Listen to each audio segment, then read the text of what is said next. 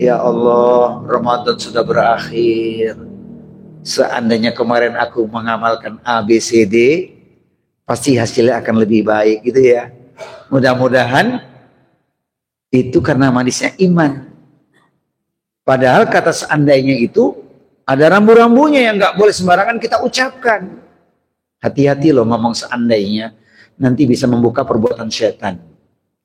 Serius nih, mudah-mudahan sih malam takbiran yang keluar air mata kemenangan, air mata kebahagiaan, air mata takwa gitu kan. Alhamdulillah lahir sudah dalam keadaan dihapuskan segala noda dan dosanya. Bukan sekedar Allah mengampuni, tapi menghapuskan. Kalau mengampuni itu kan rinciannya dosa apa. Tapi kalau sudah dihapuskan semua, Masya Allah.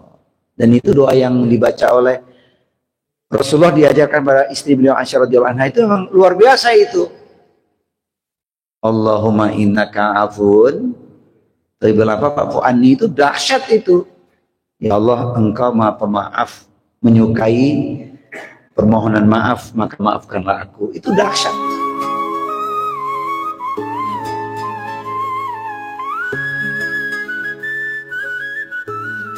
Baik jemaah sekalian, sekarang kita evaluasi ya dalam amalan Ramadan. Pertama adalah evaluasi niat dan keikhlasan. Apalah gunanya beramal kalau nggak ikhlas? Terbang bagaikan debu, tak bermanfaat. Maka ikhlas adalah ruh amal kita. Kita sudah berikrar, inna salati wa nusuki wa mahyaya wa mamati lillahi rabbil alamin. Katakanlah ya, sesungguhnya salatku, ibadahku, bahkan hidup dan matiku, semuanya ku persembahkan untuk Allah Rabb semesta alam. Jadi kalau nggak ikhlas rugi kita. Nah di bulan Ramadan itu latihannya dahsyat itu. Ini yang pertama, niat puasa kita. Apakah niat kita selama Ramadan semata-mata karena Allah atau ada kepentingan lain? Ustadz, ada orang puasa karena iming-iming. Ya wajar, namanya anak-anak ya. Namanya anak tuh kalau kita kasih iming-iming, semangat dia. Anak usia baru 10 tahun. Kalau kau kuat puasa sebulan, Bapak belikan kau sepeda. Boleh. Itu namanya reward. Dan kalau kita buka di Al-Quran, Bapak Ibu, ternyata Al-Quran itu surat cinta Allah yang memberikan kabar-kabar gembira itu. Kalau engkau beramal, engkau dapat ini. Puncaknya ketika kita takwa. Jelaskan Allah katakan apa?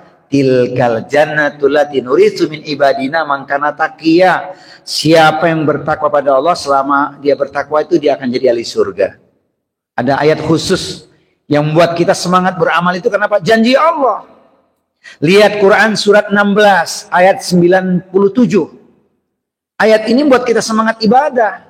Allah berfirman, "Man amila shalihan min dzakarin aw untha wa huwa mu'minun falanuhyiyannahu hayatan thayyibah wa lanajziyanahum ajrahum bi ahsani ma kanu ya'malun."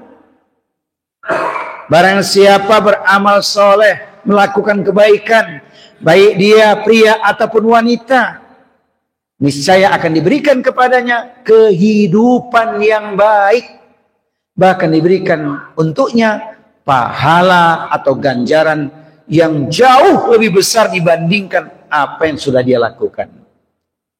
Jadi kalau kita beramal ingin meraih janji Allah itu wajar, Allah yang menjanjikan, puncaknya surga kan. Ketika kita sedekah di luar Ramadan saja 700 kali lipat, apalagi di bulan Ramadan tentu berlipat ganda yang tidak bisa kita menghitungnya. Sebagaimana disebutkan, dia diskusikan, asyamu li wa ana ajzi bihi. Puasa itu untukku, maka akulah yang akan mengganjarnya, kata Allah dalam diskusi riwayat Bukhari. Jadi boleh-boleh saja Pak kalau kita kasih apresiasi kepada anak-anak kita supaya mereka semangat puasa. Khalas. Jadi semata-mata tentu karena Allah. Yang kedua, yaitu evaluasi puasa fisik dan puasa spiritual.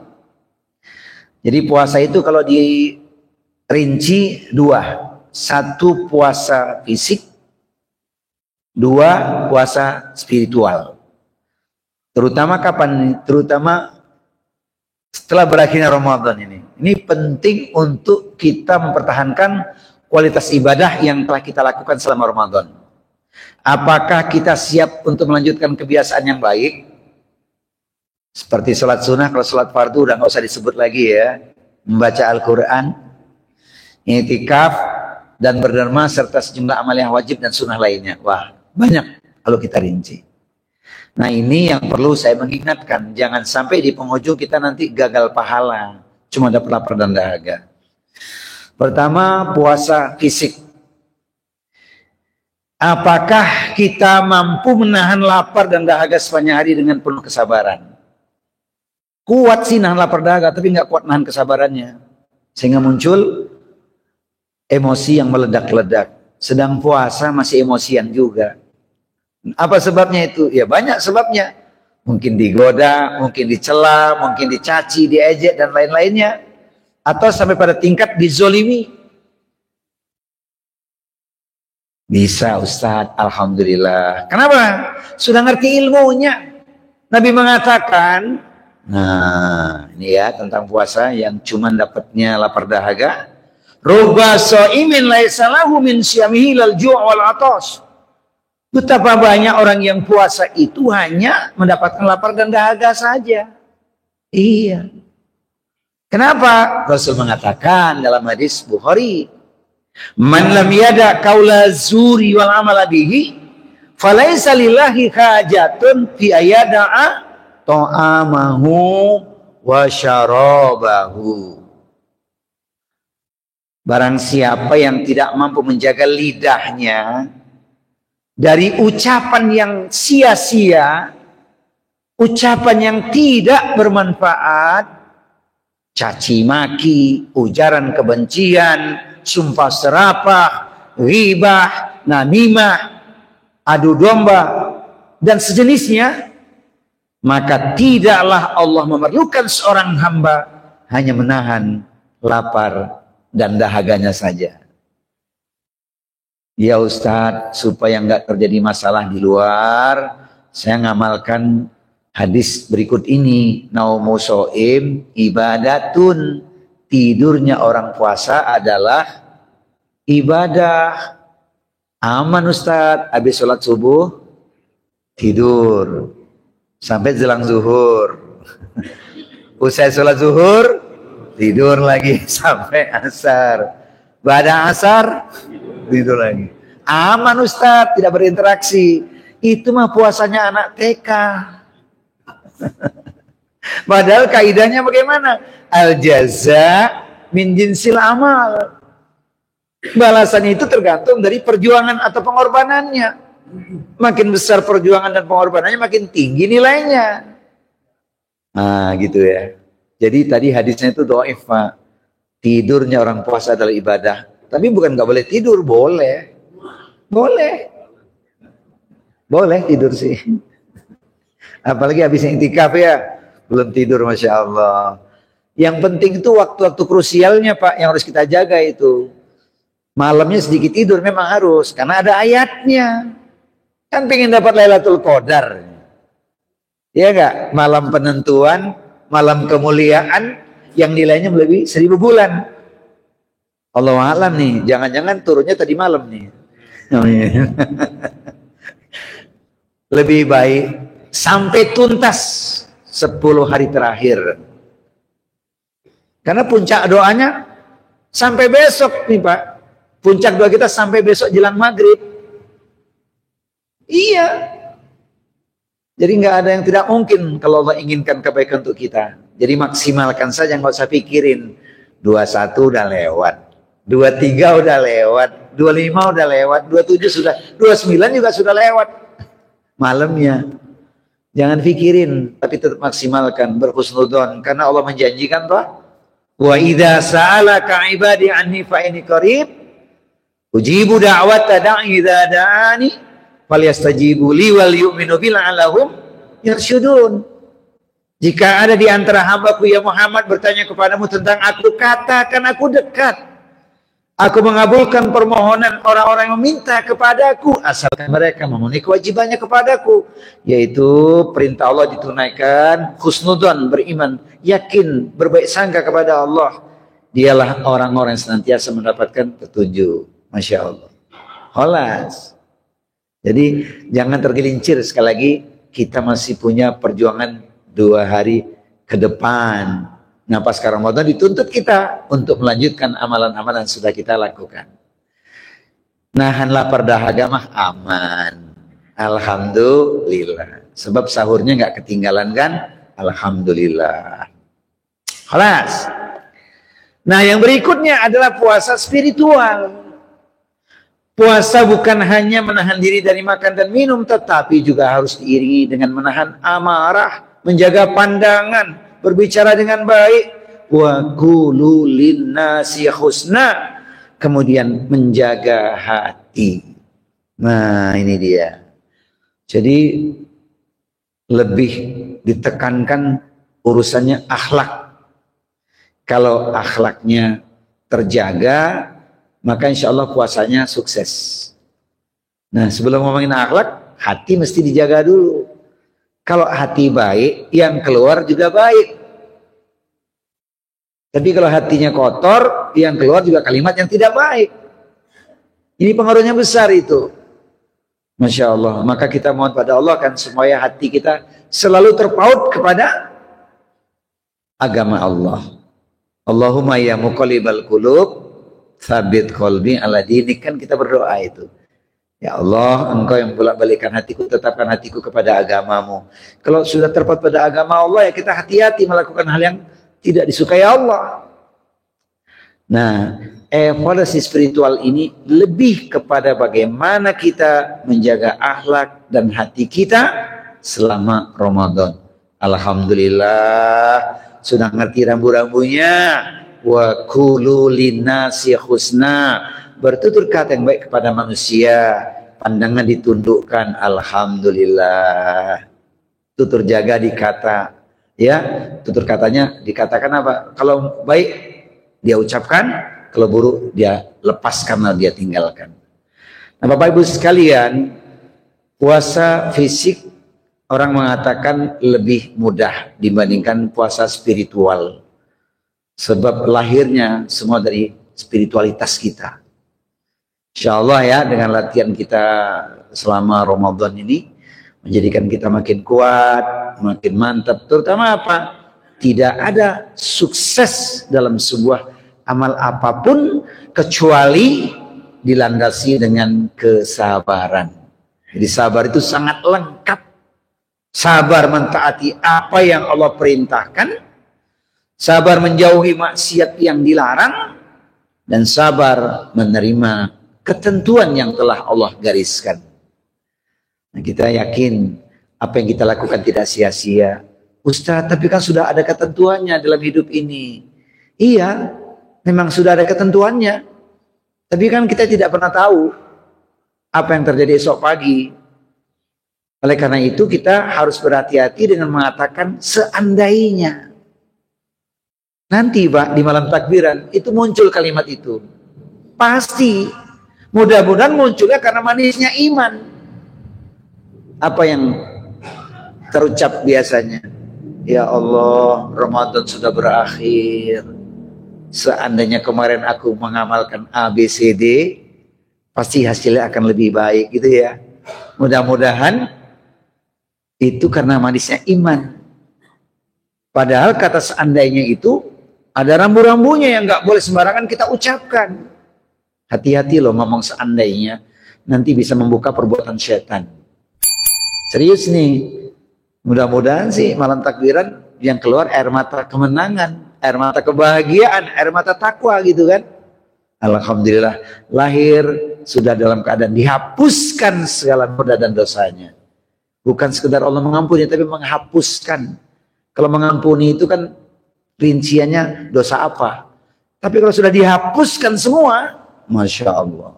Dan itu doa yang dibaca oleh Rasulullah, diajarkan pada istri beliau Aisyah radhiyallahu anha, itu memang luar biasa itu. Allahumma innaka afun Tapi berapa Pak Fuani itu dahsyat itu. Ya Allah, Engkau Maha Pemaaf, menyukai permohonan maaf, maka maafkanlah aku. Itu dahsyat itu.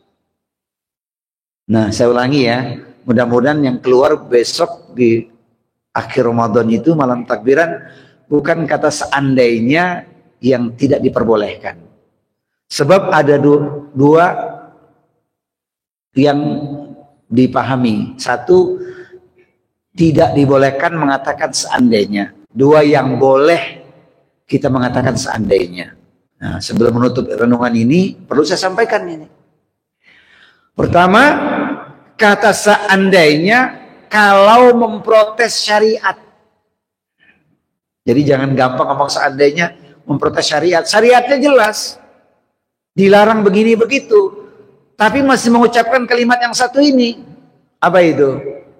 Seandainya dibolehkan minum atau makan sesuatu ini itu, aku lebih sehat. Nah, itu memprotes syariat tuh. Larangannya jelas. Dan hari ini ada orang yang minum satu seloki, Pak, satu seloki khamar itu, bagi dia lebih sehat. Sebab udah biasa minum, kalau nggak minum ketagihan. Di Tangerang ini banyak macam-macam kuliner, Pak. Pasar Lama, mau makan apa, Pak? Daging apa, Pak? Ular, biawak, darah yang dibuat macam-macam itu. Lebih sehat buat mereka. Itu namanya memprotes syariat itu. Seandainya dibolehkan makan ini. Padahal larangannya jelas tuh.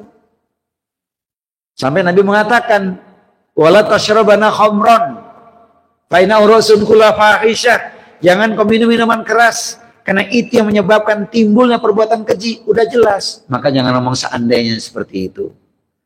Yang kedua yang tidak dibolehkan kata seandainya adalah berkeinginan yang buruk, melihat sesuatu yang terjadi pada orang lain.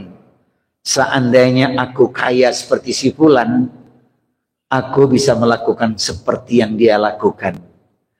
Dengan hartanya dia hamburkan, dia berbuat maksiat. Itu nggak boleh itu. Seandainya seperti itu. Masih sempat ngeles lagi ya. Muda kaya raya, tua foya-foya, mati tersiksa. Jangan ngomong seandainya seperti itu. Terus berikutnya ya, yang tidak boleh lagi seandainya apa? Menyesali keadaan. Nggak boleh. Paling sering itu kapan? Ketika terjebak kemacetan. Bener nggak? Seandainya aku nggak lewat jalan ini, pasti nggak kena macet nih.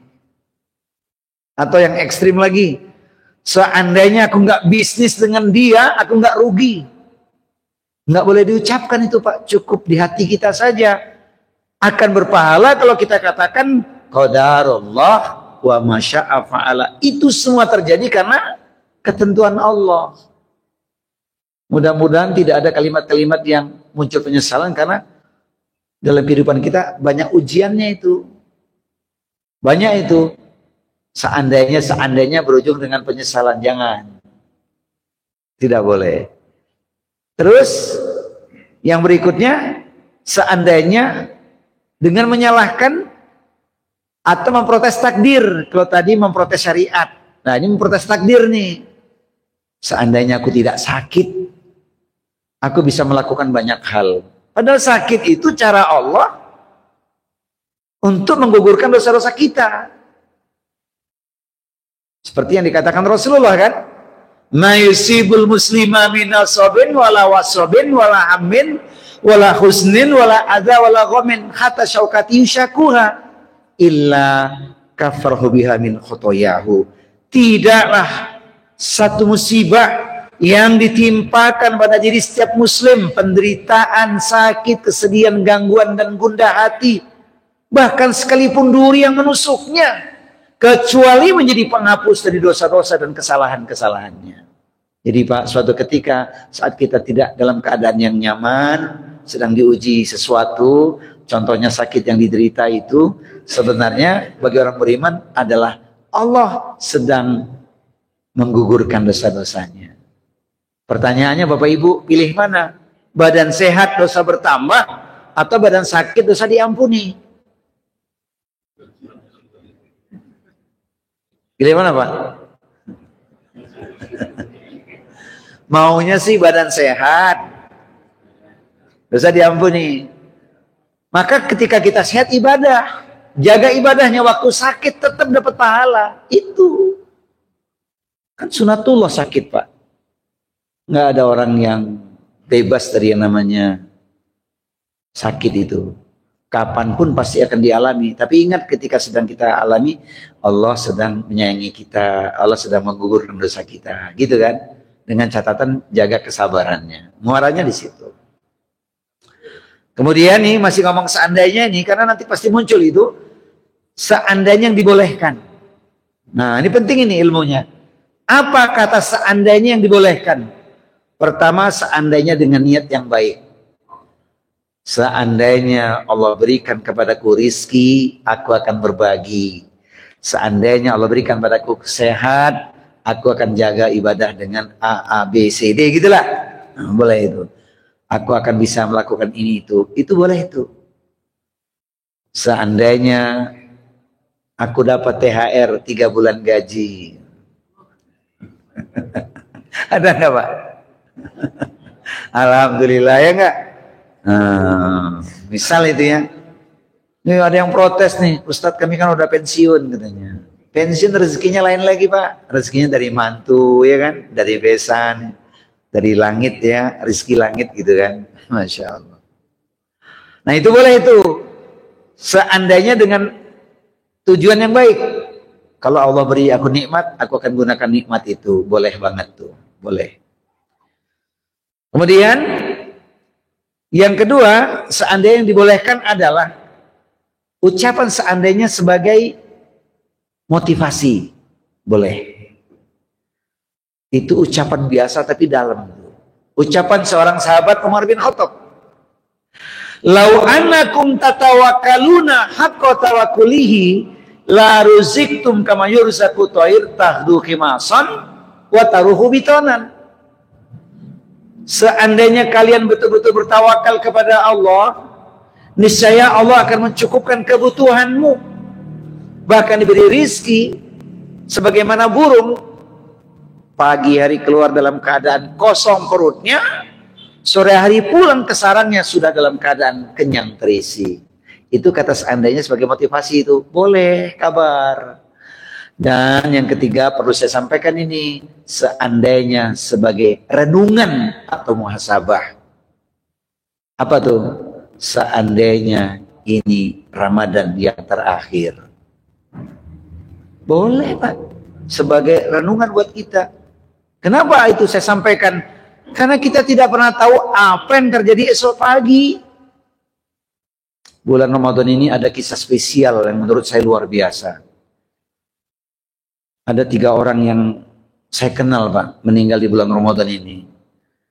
Ini perlu saya sampaikan nih. Nggak nyangka Pak. Ibu ini nggak sakit, tapi qadarullah Allah panggil di bulan Ramadan ini.